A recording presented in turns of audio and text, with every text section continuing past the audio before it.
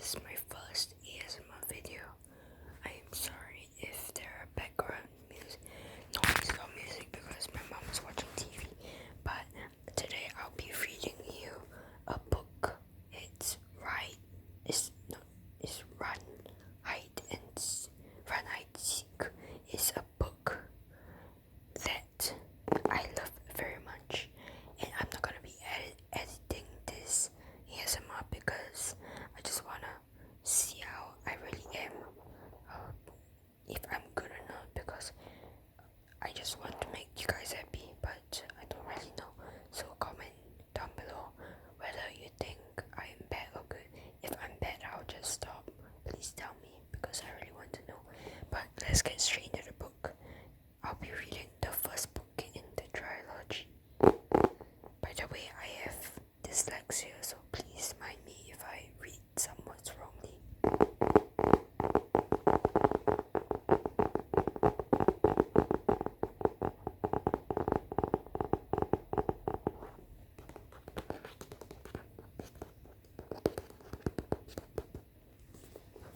Okay, let's start.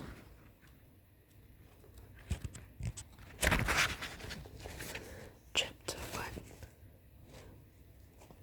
The funny thing about losing your memory, if losing your memory can be considered funny at all, is that useless memories stick in your brain while the important stuff disappears.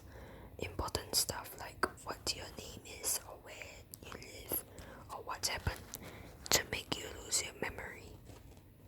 Oh, I know that I am in Singapore, that I grew up in Singapore and had lived here all my life.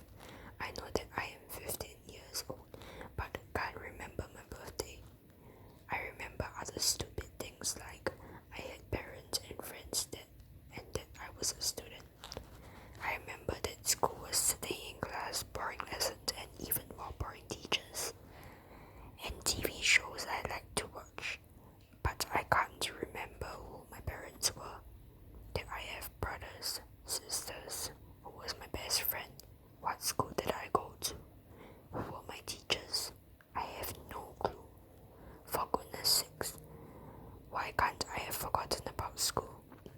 The worst thing was, a little after I regained consciousness, I got a very strong feeling that there was something I was supposed to do, something important, something big, but as hard as I tried, I could not remember what it was.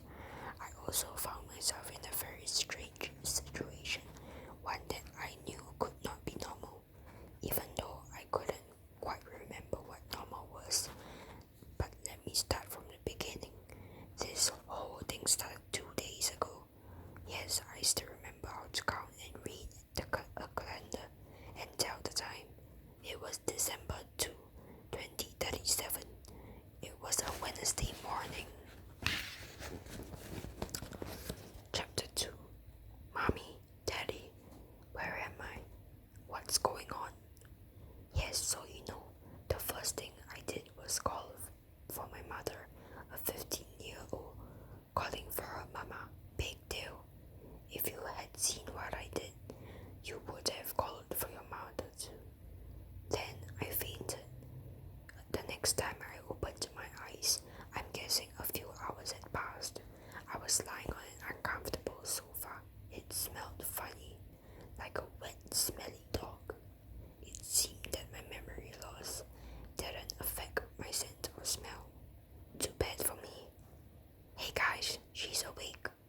I found myself staring into a pair of green eyes belonging to a boy about my age or slightly older.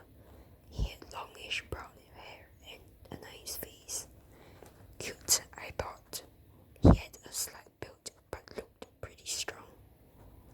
I noticed a bandage on his left arm, stretching from his elbow all the way up to his shoulder. Are you okay, sweet pea? He asked, his brows furrowing. I could see the concern in his unusually dark green eyes.